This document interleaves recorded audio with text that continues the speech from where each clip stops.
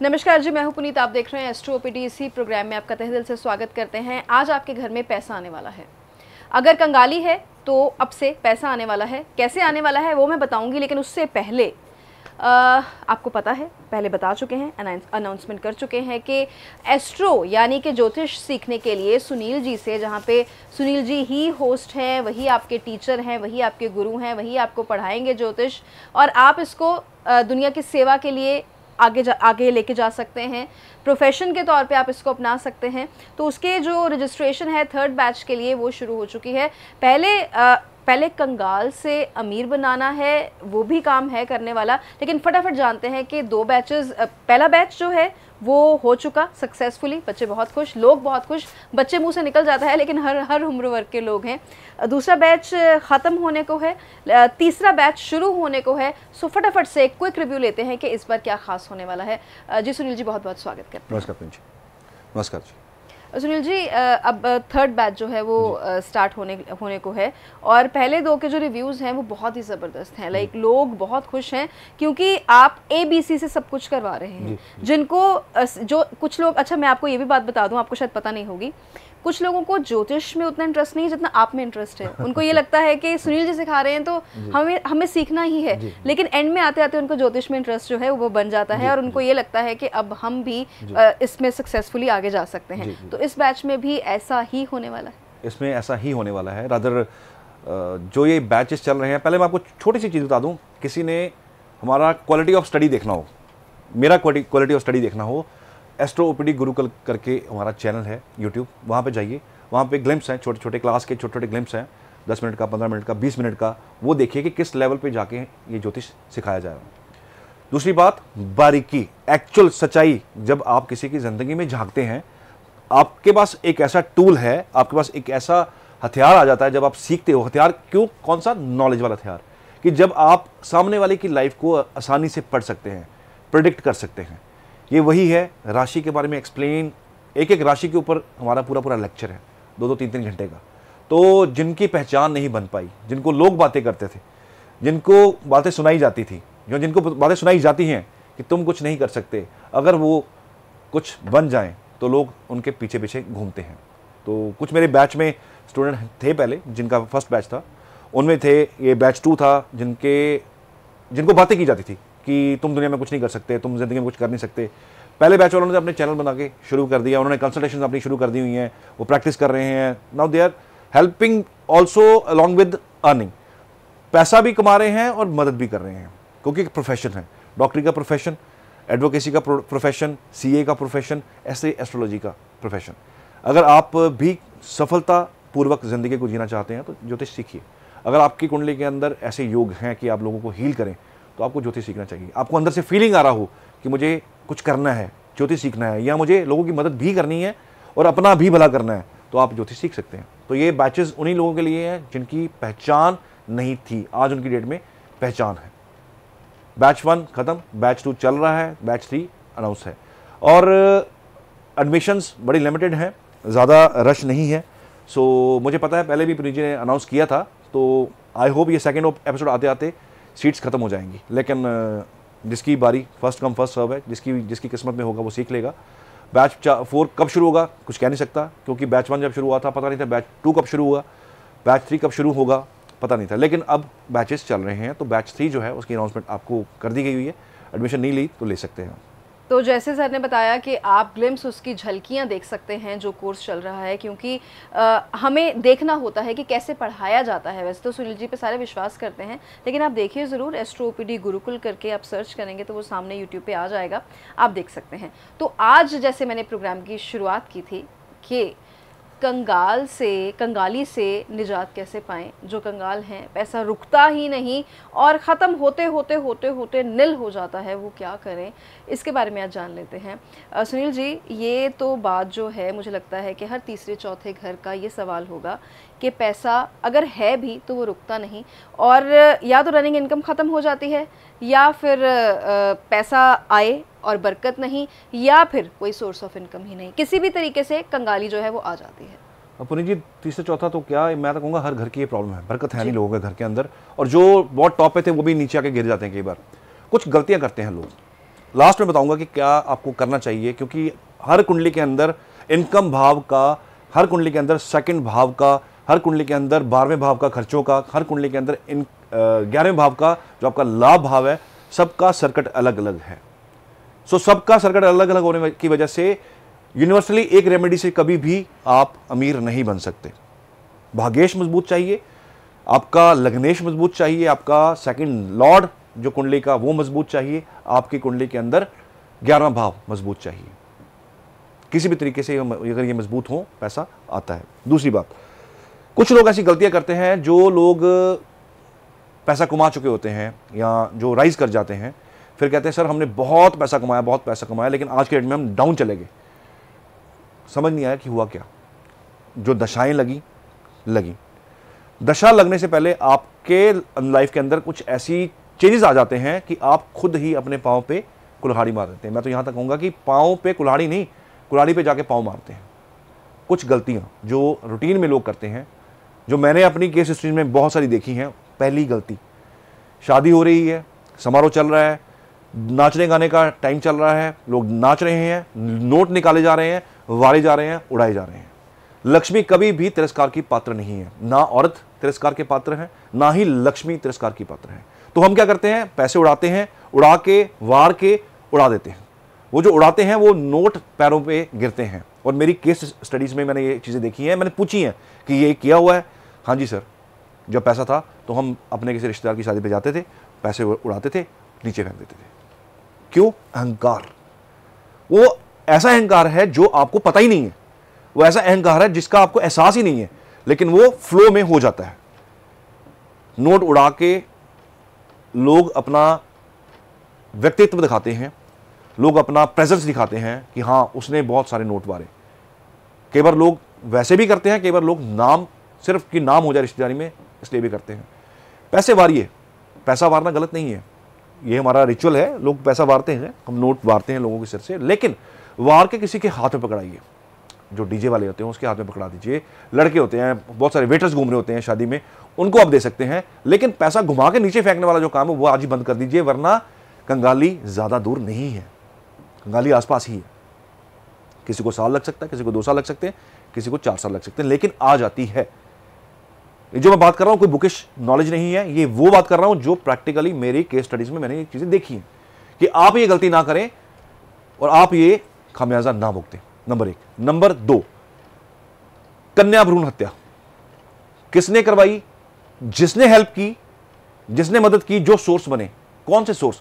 ये वो वाले सोर्स भी हैं जो लोग सिर्फ मदद करते हैं, ट्रांसपोर्टेशन का कारक बनते हैं लोग।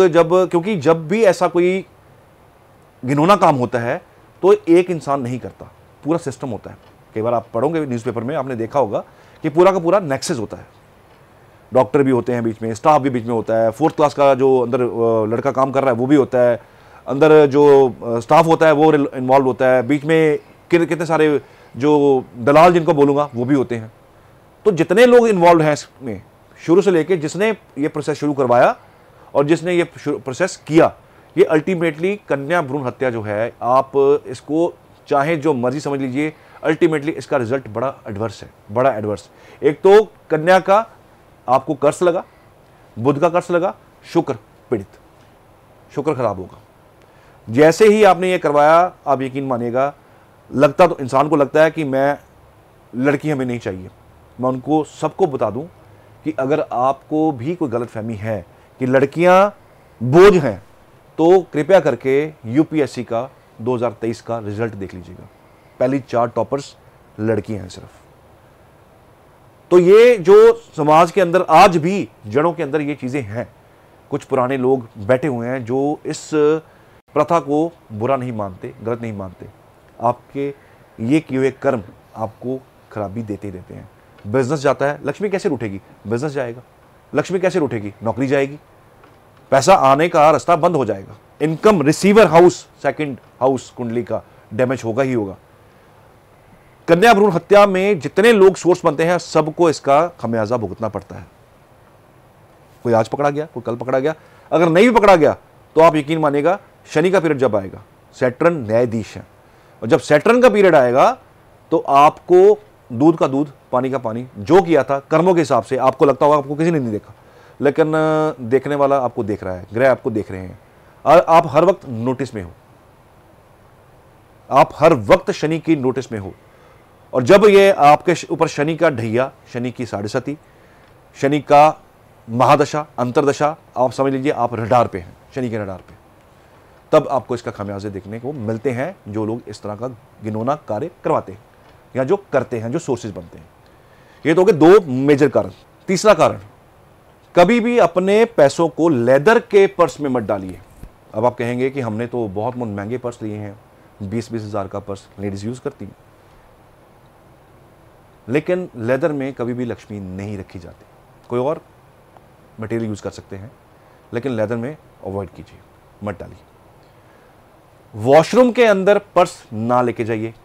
कौन सा पर्स? पैसों से भरी हुई गड्डी या किसी भी तरीके से वॉशरूम के अंदर आपको पैसे नहीं लेके जाने। ये छोटी छोटी गलतियां हैं जो घर में होती हैं, तो थोड़ा सा अवॉइड कीजिए। नंबर नेक्स्ट, घर खाली वापस आना। रोज आप घर आते हैं वापस अपने काम से, नौकरी से आते हैं, बिजनेस से आते हैं, कहीं से भी आते हैं, खाली हाथ लटकाते हुए कभी भी मत आइएगा। शास्त्र कहता है कि जो इंसान घर पे खाली हाथ आएगा उसका घर खाली ही रहेगा।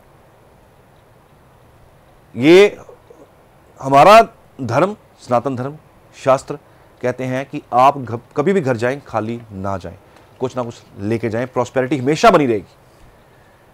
कुछ ना हो, 1 रुपए की, 2 रुपए की टॉफी घर लेके जाइए, छोटी सी चॉकलेट ले जाइए, लेकिन लेके जाइए, खाली हाथ कभी मत जाइएगा। आप लगातार महीना 2 महीने ये चीज करके देखिएगा, आपको फील होगा कि प्रॉस्पेरिटी आ रही है, पैसा स्टेबल हो रहा है, पैसा रुक रहा है, धन का आगमन के सोर्सेज बन रहे हैं।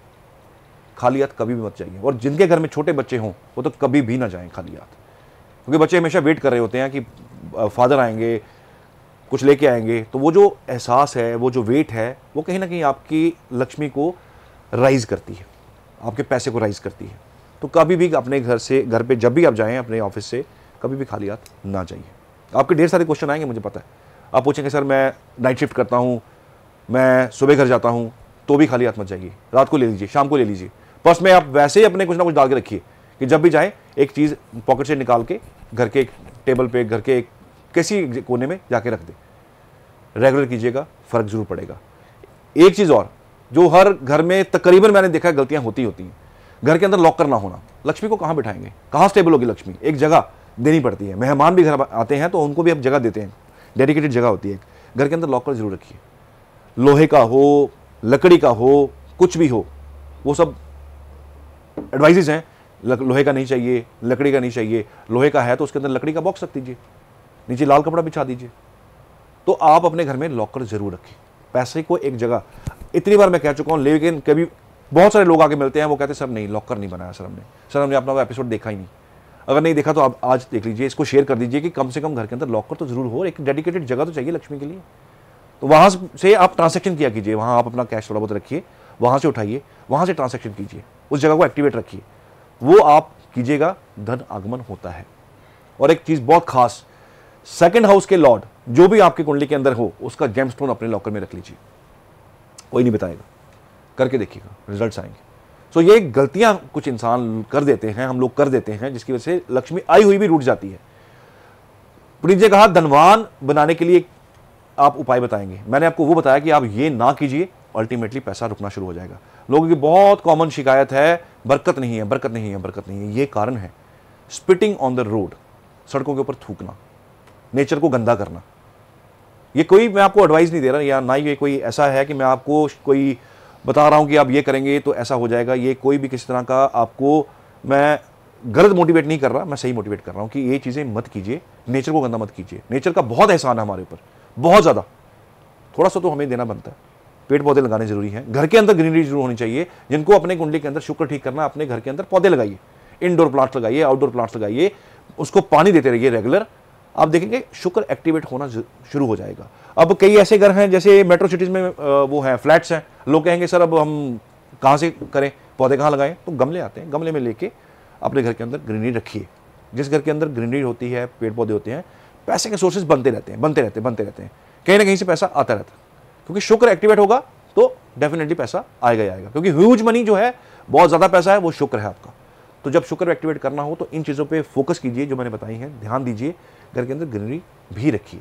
तो ये कुछ पॉइंट थे जो आपको कंगाली से बचा सकते हैं, आपके पैसे में बरकत डाल सकते हैं, पैसे का आगमन, पैसे का रास्ता खोल सकते हैं। तो मुझे लगता है आज जो बातें आपको पता चली हैं वो पहले कभी पता नहीं चली होंगी, क्योंकि घर पे लॉकर रखना, ऐसी बातें तो हम सोचते ही नहीं, हमारे जहन में नहीं आती कि ऐसा करके भी हम कंगाली को रोक सकते हैं। ये नहीं पता था, आज ये पहली बार, मुझे तो पहली बार पता लगा, और मैं जानती हूँ बहुत सारे लोग ऐसे होंगे जिनको ये सब चीज़ें पहली बार पता लगी होंगी।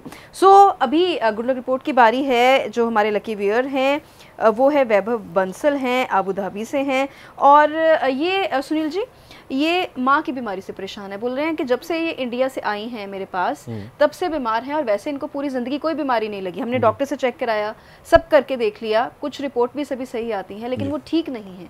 पुनीत जी, कई बार क्या होता है, वैसे तो इनकी कुंडली देख के मैं चेक करूंगा कि रीज़न क्या है, बट कई बार क्या होता क्या है कि चौथा घर पीड़ित हो, कोई मैलेफिक प्लैनेट वहाँ पे इम्पैक्ट डाल रहा हो, कोई नेचुरल मैलेफिक प्लैनेट उस चौथे घर में हो, तो मदर की हेल्थ पे इम्पैक्ट आता है। कई बार मैं एडवाइस करता हूँ कि आप बच्चे को बाहर भेज दीजिए, आप एक छत के नीचे ना रहिए, क्योंकि आपकी हेल्थ के लिए अच्छा नहीं है।